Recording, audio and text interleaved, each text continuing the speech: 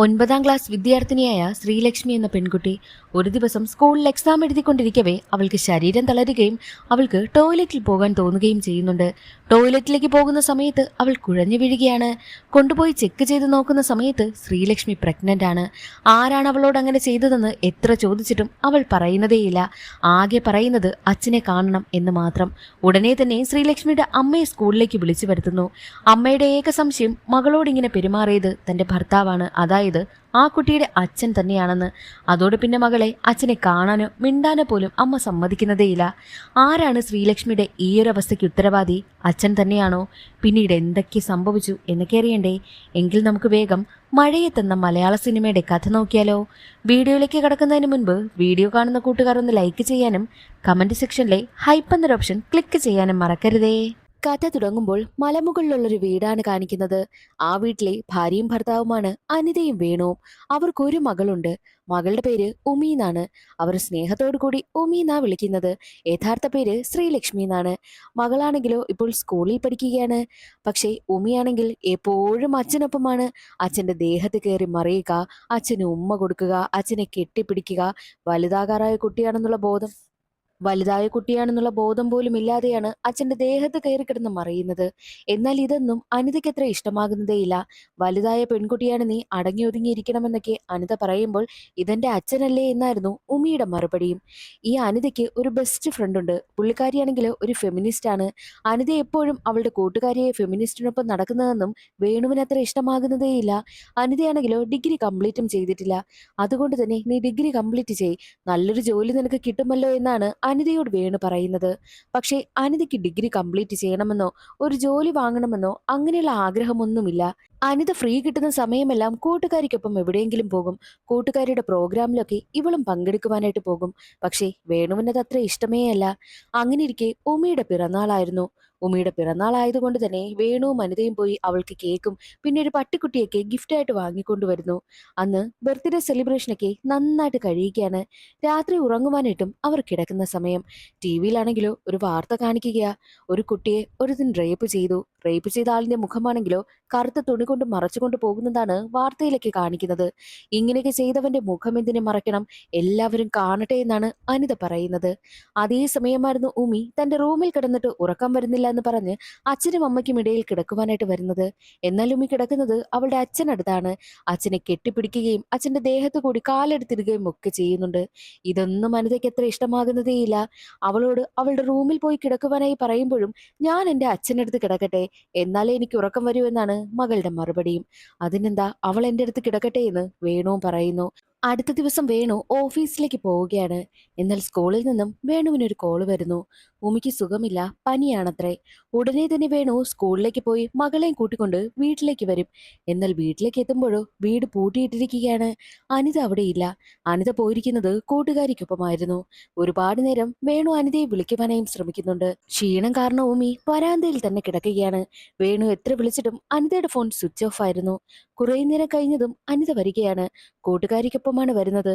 പക്ഷേ അവൾ കൂട്ടുകാരിയെ അകത്തേക്ക് ക്ഷണിക്കുന്നതേയില്ല. കാരണം വീടിന് മുന്നിൽ വേണുവിന്റെയും ഉമിയുടെയും ചെരുപ്പ് കിടക്കുന്നത് കണ്ടു. മാത്രവുമല്ല പൂട്ട് തല്ലി തുറന്നാണ് അകത്തേക്ക് കയറിയിരിക്കുന്നതും. അതുകൊണ്ട് തന്നെ വേണു തന്നോട് ദേഷ്യപ്പെടുമെന്ന് നന്നായിട്ട് അനിതയ്ക്ക് അറിയാമായിരുന്നു. കൂട്ടുകാരി അവിടെ നിന്ന് പറഞ്ഞു വിട്ടിട്ടാണ് അനിത അകത്തേക്ക് കിടക്കുന്നതും. അവിടെ പനിച്ച് പൊരിഞ്ഞ് ഉമി കിടക്കുന്നതും ഉമിക്ക് അടുത്തായിട്ടിരുന്നു ഉമിയെ കെയർ ചെയ്യുന്ന വേണുവിനെയുമാണ് അനിത കാണുന്നത്. ഉമിക്ക് സുഖമില്ല എന്നുള്ള കാര്യം അനിതയ്ക്ക് മനസ്സിലായി. താനിതുപോലെ കൂട്ടുകാരിക്കൊപ്പം പോയിരിക്കുകയായിരുന്നു. പെട്ടെന്നൊരു അത്യാവശ്യത്തിന് അവൾ വിളിച്ചത് കൊണ്ടാണ് പോയതെന്നും വേണുവിനോട് പറയും. എന്നാൽ വേണുവാണെങ്കിലോ അനിതയെ ഒരുപാട് വഴക്ക് പറയുകയും ചെയ്യുന്നുണ്ട്. അനിത മകൾക്കടുത്ത് വന്നിരുന്ന് മകളെ കൊഞ്ചിക്കുകയും ഒക്കെ ചെയ്യുന്നു. അടുത്ത ദിവസം പനിയായതുകൊണ്ട് തന്നെ ഉമി സ്കൂളിലേക്ക് പോയില്ല. ഉമിയെ നോക്കുവാൻ വേണ്ടിയിട്ട് വേണു ലീവ് എടുത്തിരിക്കുകയാണ്. പക്ഷേ അനിതയാണെങ്കിലോ കൂട്ടുകാരിക്കൊപ്പം പോകുവാൻ വേണ്ടിയിട്ട് റെഡിയാകുന്നു. വേണുവിന് അതൊക്കെ കാണുമ്പോൾ വല്ലാതെ ദേഷ്യം വരികയാണ് ചെയ്യുന്നത്. അനിത രാവിലെ തന്നെ ഫുഡ് എല്ലാം റെഡിയാക്കി വെച്ചിട്ടാണ് പോകുവാനായും റെഡിയാകുന്നത്.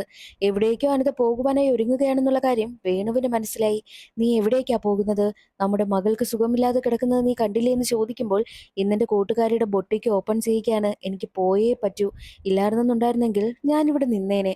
പക്ഷേ എനിക്ക് അത്യാവശ്യമായിട്ട് പോയേ പറ്റൂ. ഞാനവിടെ ജോലിക്ക് നിൽക്കുവാനായി തീരുമാനിച്ചു. ഒരു ജോലിക്കാരിയെ പോലെയല്ല, ഒരു പാർട്ട്ണറിനെ പോലെ. ഞാൻ എന്തായാലും അവിടെ പിടിച്ചു നിൽക്കാൻ പോവുകയാ.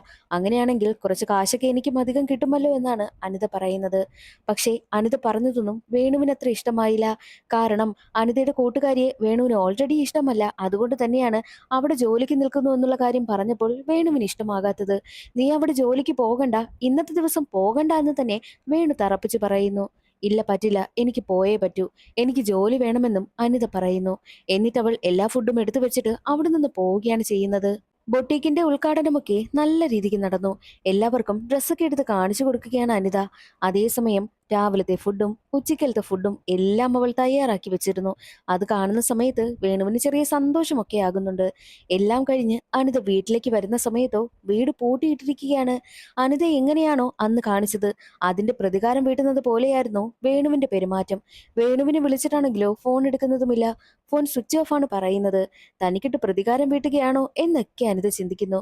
കുറേ നേരം അവൾ വെയിറ്റ് ചെയ്യും. രാത്രിയായിട്ടും വേണുവിനെയും മകളെയും കാണുന്നില്ല. ഇവർക്ക് രണ്ടുപേർക്കും ഇടയിൽ കുറച്ച് നാളുകളായി പ്രശ്നം തുടങ്ങിയിട്ട്. ഈഗോയാണ് മെയിൻ ആയിട്ടുള്ള കാരണം. അങ്ങോട്ടും ഇങ്ങോട്ടും സംസാരിച്ചാലോ ഒരു സോറി പറഞ്ഞാലോ തീരാവുന്ന കാര്യമാണ് ഈഗോ കാരണം രണ്ടുപേരും സംസാരിക്കാതിരിക്കുന്നത്. ഒരുപാട് നേരമായിട്ടും ഭർത്താവിനെയും മകളെയും കാണാത്തത് കൊണ്ട് തന്നെ അനിത വല്ലാതെ സങ്കടപ്പെടുകയും തന്റെ കൂട്ടുകാരിയെ വിളിച്ച് കരഞ്ഞുകൊണ്ട് ആ കാര്യം പറയുകയാണ്. മാത്രവുമല്ല നല്ല മഴയും പെയ്യുന്നുണ്ട്. അതുകൊണ്ട് തന്നെ കൂട്ടുകാരി വന്ന് അനിതയെ കൂട്ടിക്കൊണ്ടു പോകുന്നു.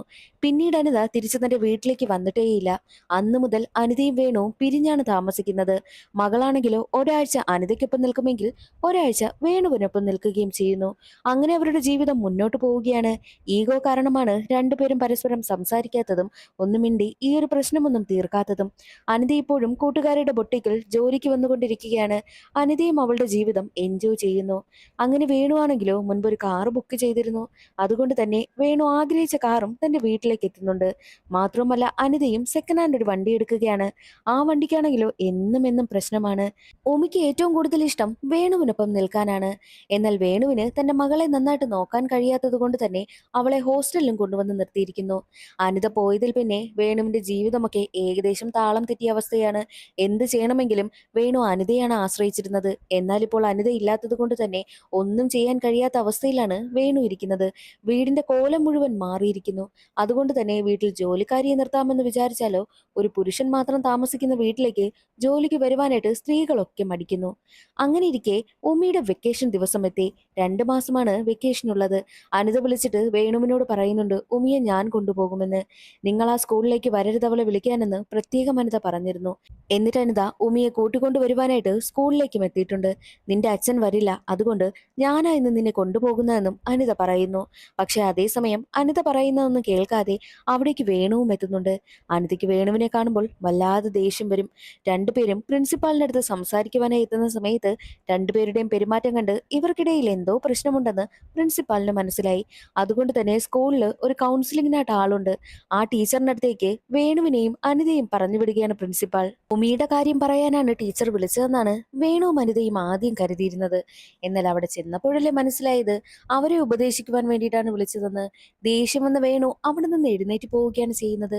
പ്രിൻസിപ്പാലിനോട് മാപ്പും പറഞ്ഞ് അനിതയും പിന്നാലെ പോകുന്നു. ഉമിയെ ഇപ്പോൾ കൊണ്ടുപോകുന്നത് വേണുവാണ്. അതുകൊണ്ട് തന്നെ ഉമിയുടെ സാധനങ്ങളെല്ലാം വേണുവിന്റെ കാറിലേക്ക് മാറ്റുന്നു. അനിത ഓടിച്ചുകൊണ്ട് വന്നത് കൂട്ടുകാരിയെ സുമയുടെ കാറായിരുന്നു. കാറിൽ പോകുന്ന സമയത്ത് രണ്ടു കൂട്ടരും മത്സരം വെക്കുകയാണ്. എന്നാൽ ഒരു ഘട്ടത്തിൽ അനിതയുടെ കാറ് ആക്സിഡന്റ് ആകും. പിന്നാലെ വന്നുകൊണ്ടിരുന്ന അനിതയെ കാണാത്തത് കൊണ്ട് തന്നെ ഉമി കോൾ ചെയ്യുമ്പോഴോ ഹോസ്പിറ്റലുകാരാണ് കോൾ എടുത്തത്. അനിതയ്ക്ക് ആക്സിഡന്റ് ആയെന്നുള്ള കാര്യവും അപ്പോഴാണ് അവർ മനസ്സിലായത്. ഉടനെ തന്നെ അവർ രണ്ടാളും ഹോസ്പിറ്റലിലേക്കും എത്തുന്നുണ്ട്. പക്ഷേ അനിതയെ ഒന്ന് കയറി കാണുവാൻ പോലും വേണു കൂട്ടാക്കുന്നതേയില്ല. എന്നാൽ അനിതയ്ക്കാണെങ്കിലോ വലിയ പ്രശ്നവും ഉണ്ടായിരുന്നില്ല. അനിതയ്ക്ക് ആകെ സങ്കടം കൂട്ടുകാരിയുടെ കാറ് താൻ കാരണം നശിച്ചല്ലോ എന്നതായിരുന്നു. എന്നാൽ വേണു ആണെങ്കിലോ മകളുടെ കയ്യിൽ നിന്നും കൂട്ടുകാരിയുടെ കാറിന്റെ ചാവി വാങ്ങിയിട്ട് കാർ റെഡിയാക്കി കൊടുക്കാമെന്നും തീരുമാനിക്കും. അനിത ഹോസ്പിറ്റലിൽ അഡ്മിറ്റ് ആയതുകൊണ്ട് തന്നെ ഒരുപാട് രാത്രിയായി വേണുവും ഉമിയും വീട്ടിലേക്ക് എത്തിയത്. നല്ല മഴയുമായിരുന്നു. രണ്ടുപേരും ഉറങ്ങുവാനേയും കിടക്കും. എന്നാൽ കുറേ സമയം കഴിഞ്ഞതും ഉമി കിടക്കുന്ന സ്ഥലത്തെല്ലാം ബ്ലഡ്. എന്താണ് സംഭവിക്കുന്നതെന്ന് വേണുവിന് മനസ്സിലാകുന്നതേയില്ല. കൈ വല്ലതും മുറിഞ്ഞോ എന്നാണ് വേണു വേണു ആദ്യം കരുതിയിരുന്നത്. പിന്നെയാണ് മനസ്സിലായത് തന്റെ മകൾ വലിയ കുട്ടിയായെന്ന്. അവളെ ബാത്റൂമിൽ കൊണ്ടുവന്ന് നിർത്തിയ വേണുവിന് എന്ത് ചെയ്യണമെന്ന് അറിയത്തേയില്ല. ഉടനെ തന്നെ അനിതയെ വിവരം അറിയിക്കുന്നു. അനിതയാണെങ്കിലോ ഹോസ്പിറ്റലിലാണല്ലോ. അനിത ഓരോ കാര്യങ്ങളും വേണുവിനും ഉമ്മിക്കും പറഞ്ഞു കൊടുക്കും. അനിത പറഞ്ഞതുപോലെയാണ് ഓരോ കാര്യങ്ങളും അവർ ചെയ്തത്. ഹോസ്പിറ്റലിൽ നിന്ന് ഡിസ്ചാർജായ അനിത നേരെ എത്തിയിരിക്കുന്നത് വേണുവിന്റെ വീട്ടിലേക്കാണ്. കൂട്ടുകാരിയെ സുമ ഉപദേശിച്ചതുകൊണ്ടാണ് വേണുവിന്റെ വീട്ടിലേക്ക് അവൾ വന്നത്. ഇല്ല എങ്കിൽ ഉമിയെ തന്റെ വീട്ടിലേക്ക് കൂട്ടിക്കൊണ്ടു പോകാമെന്നായിരുന്നു ആദ്യം അനിത കരുതിയിരുന്നത്. വീട്ടിലേക്ക് എത്തിയ അനിതയാണെങ്കിലോ വീട്ടിലെ ജോലികളെല്ലാം ചെയ്യുന്നു. അതിനുശേഷം ഉമിക്കുള്ള കാര്യങ്ങളൊക്കെ ചെയ്തു കൊടുക്കുകയാണ്. അവളെ കുളിപ്പിക്കുക, അവൾക്ക് വേണ്ടിയിട്ട് പാഡ് മാറ്റി കൊടുക്കുക, അങ്ങനെയുള്ള കാര്യങ്ങളെല്ലാം അനിത ചെയ്യുന്നുമുണ്ട്. എന്നാൽ ഇപ്പോൾ വേണുവാണെങ്കിലോ പതിയെ പതിയെ കുക്കിംഗ് ഒക്കെ പഠിച്ചിരിക്കുകയാണ്. ചായയൊക്കെ ഇട്ട് സുമയ്ക്കും കൊടുക്കുന്നുണ്ട്. ഉമിക്ക് വേണ്ടിയിട്ട് വേണുവിന്റെ വീട്ടിൽ തന്നെ നിൽക്കുവാനായിട്ട് അനിത തീരുമാനിച്ചു. മകൾക്ക് വേണ്ടിയിട്ട് വേണുവിന്റെ മുന്നിൽ അനിത തോറ്റുകൊടുത്തു എന്ന് തന്നെ പറയാം. മാത്രവുമല്ല, തന്റെ സ്വന്തം ഇഷ്ടത്തിന് ജീവിക്കണം, കാശുണ്ടാക്കണം, ആരെയും ഡിപ്പെൻഡ് ചെയ്യരുത് എന്നൊക്കെയല്ലേ അനിത കരുതിയിരിക്കുന്നത്. പക്ഷേ മകൾക്ക് വേണ്ടിയിട്ട് അവൾ അവളുടെ ആഗ്രഹമെല്ലാം ഉപേക്ഷിച്ചു. അന്നേ ദിവസം രാത്രിയും അനിത ഉറങ്ങുവാനായി എത്തുന്നത് വേണുവിന്റെ റൂമിൽ തന്നെയാണ്. പക്ഷേ അവർക്ക് രണ്ടുപേർക്കുമിടയിൽ വലിയ അറ്റാച്ച്മെന്റ് ഒന്നുമില്ല. അവർ രണ്ടുപേരും രണ്ട് അപരിചിതരെ പോലെയാണ് ആ റൂമിൽ കിടക്കുന്നത്. ഉമ്മി കിടക്കുന്നതോ മറ്റൊരു മുറിയിലും. അന്നേ ദിവസം നല്ല മഴയും ഇടിമിന്നലും ഒക്കെ ഉണ്ടായിരുന്നു. പേടിച്ച ഉമിയാണെങ്കിലോ നേരെ അവർക്കടുത്തേക്ക് വന്ന് കിടക്കുന്നു. എപ്പോഴാണ് ഉമി വന്ന് കിടന്നതെന്ന് പോലും അനിതയ്ക്ക് അറിയത്തേയില്ല. അനിത ഉണർന്നു നോക്കുമ്പോഴോ ഉമി അവരുടെ രണ്ടുപേരുടെയും ഇടയിൽ കിടക്കുന്നു. ഉടനെ തന്നെ അനിത ഉമിയെ ആ റൂമിൽ കൊണ്ടുവന്ന് കിടത്തുകയാണ്. എന്താ അവൾ ഇവിടെ കിടന്നോട്ടെ, എന്താ പ്രശ്നമെന്നൊക്കെ വേണു ചോദിക്കുമ്പോഴും അവൾ വലുതായ കുട്ടിയാണ്, അപ്പുറത്തെ മുറിയിൽ തന്നെ കിടന്നാൽ മതിയെന്നായിരുന്നു അനിതയുടെ മറുപടി. എന്നാൽ അനിത അങ്ങനെ ചെയ്യുന്നത് ഇഷ്ടമാകാത്ത വേണുവാണെങ്കിൽ ഉമിക്കൊപ്പം ഉമിയുടെ മുറിയിൽ പോയി കിടക്കുന്നു. അതൊന്നും അനിതയ്ക്ക് അത്ര ഇഷ്ടമാകുന്നതേയില്ല. വേണുവിനും അനിതയ്ക്കുമിടയിൽ അറ്റാച്ച്മെന്റോ സ്നേഹമോ ഒന്നുമില്ലാതെ അവരുടെ ജീവിതം ഇങ്ങനെ മുന്നോട്ട് പോയിക്കൊണ്ടേയിരിക്കുന്നു. അങ്ങനെ ഇരിക്കെ ഉമ്മയുടെ 13ാമത്തെ വയസ്സിന്റെ പിറന്നാളെത്തി. പിറന്നാൾ ആഘോഷമൊക്കെ നല്ല രീതിക്ക് നടക്കുന്നു.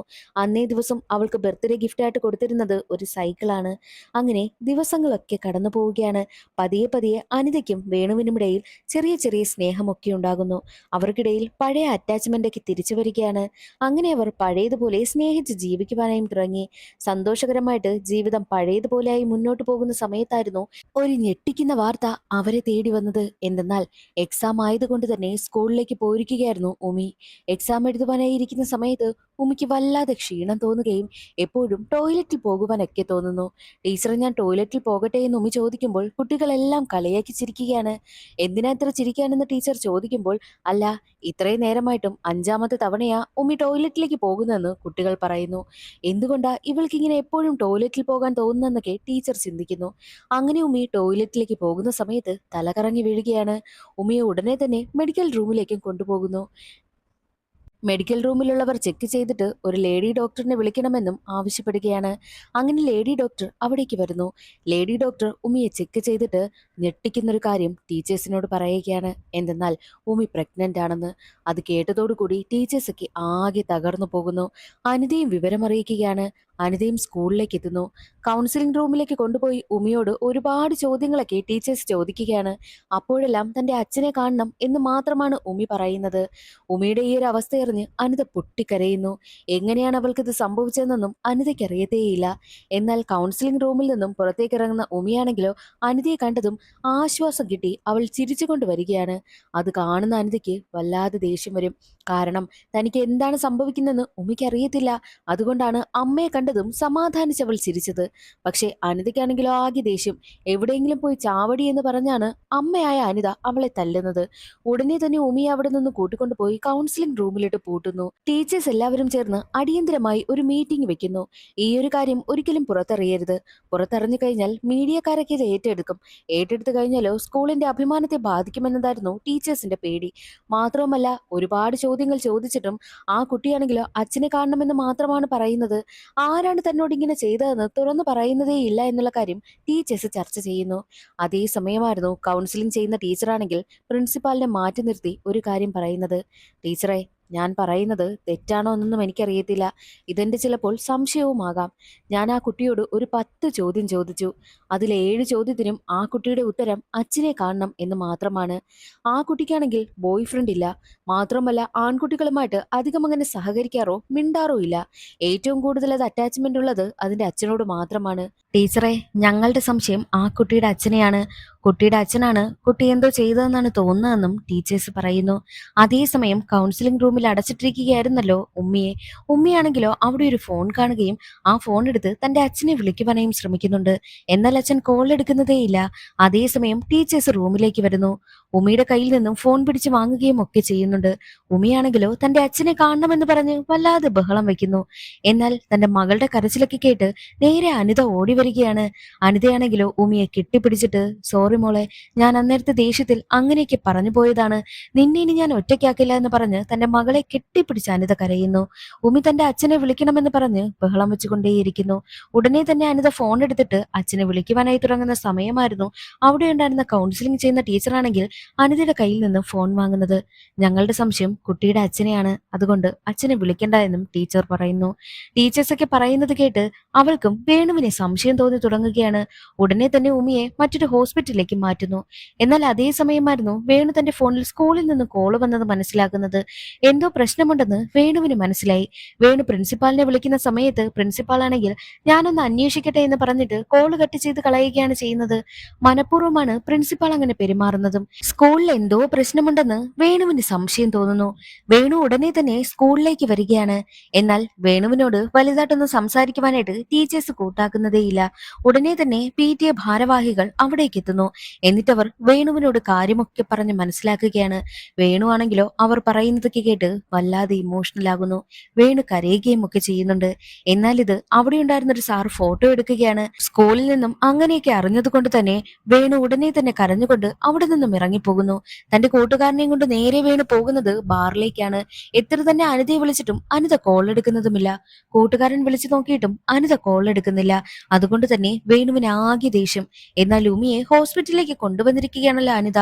ഹോസ്പിറ്റലിലുള്ള ഡോക്ടറാണെങ്കിൽ ഉമിയോട് പ്രൈവറ്റ് പാർട്സിന്റെ ഇമ്പോർട്ടൻസിനെ കുറിച്ചൊക്കെ പറഞ്ഞു കൊടുക്കുന്നു. എന്തിനാ ഈ ഡോക്ടർ എന്നോട് ഇങ്ങനെയൊക്കെ സംസാരിക്കുന്നത് എന്ന മട്ടിലിരിക്കുകയാണ് ഉമി. ഉമിയോട് ഡോക്ടർ ഓരോ കാര്യങ്ങൾ ചോദിക്കും. എന്നാൽ ഉമിയാണെങ്കിലോ അതിനൊന്നും വലുതായിട്ട് മറുപടി കൊടുക്കുന്നതുമില്ല. എന്നാൽ ഒരു അധ്യാപകൻ വേണുവിന്റെ ഫോട്ടോ എടുത്തില്ലേ, ആ അധ്യാപകനാണെങ്കിലോ വേണുവിന്റെ ഫോട്ടോയും ഉമിയുടെ ഫോട്ടോയും വെച്ച് അച്ഛനും മകളും തമ്മിൽ വഴിവിട്ട ബന്ധം എന്നുള്ള രീതിയിൽ ഒരു പോസ്റ്റർ അടിച്ചിറക്കുന്നു. അത് സമൂഹ മാധ്യമങ്ങളിലൊക്കെ വൈറലാവുകയാണ്. ആ ഒരു ഫോട്ടോ അനിതയും കാണുന്നുണ്ട്. അനിതയുടെ സംശയം വീണ്ടും കൂടുകയാണ്. ഉടനെ തന്നെ വേണുവിന്റെ കൂട്ടുകാരൻ അനിതയെ വിളിച്ചിട്ട് നിനക്ക് വേണുവിനെ സംശയമുണ്ടോ എന്ന് ചോദിക്കുമ്പോൾ എനിക്ക് അറിയില്ല എന്ന് പറഞ്ഞാണ് അനിത കരയുന്നതും. എന്നാൽ ഉമി എവിടെയാണുള്ളതെന്ന് ഒരു ഘട്ടത്തിൽ വേണു അറിയുന്നു. വേണു ഉടനെ തന്നെ ഉമിയെ കാണുവാൻ വേണ്ടിയിട്ട് ഹോസ്പിറ്റലിലേക്ക് എത്തുകയാണ്. വേണുവിനെ കണ്ടതും ഉമി അച്ഛാ എന്ന് വിളിച്ചുകൊണ്ട് ഓടി വരുന്നു. പക്ഷെ അവിടെ ഒരു മറയുള്ളത് കൊണ്ട് തന്നെ ഉമിക്ക് വേണുവിനടുത്തേക്ക് എത്താൻ കഴിയുന്നില്ല. ആ ഗ്ലാസിന് അപ്പുറത്തും ഇപ്പുറത്തും നിന്ന് രണ്ടുപേരും കെട്ടിപ്പിടിച്ച് കരയുവാനൊക്കെ ശ്രമിക്കുന്നു. എന്നാൽ ഇത് കാണുന്ന ബാക്കിയുള്ള നഴ്സുമാരൊക്കെ വന്ന് അച്ഛനെയും മകളെയും പിടിച്ചു മാറ്റുകയാണ് ചെയ്യുന്നത്. ഇതെല്ലാം കണ്ടുകൊണ്ട് നിൽക്കുന്ന അനിതയ്ക്ക് വേണുവിന് നല്ല സംശയമുണ്ടാകുന്നു. വേണുവിനെ സംശയത്തോടു കൂടി അനിത നോക്കുന്നു. അത് കാണുന്ന വേണു എന്തിനാ നീ ഇങ്ങനെ നോക്കുന്നത് എന്നൊക്കെ ചോദിക്കുന്നു. അതിനൊന്നും അനിത മറുപടി കൊടുക്കുന്നതേയില്ല.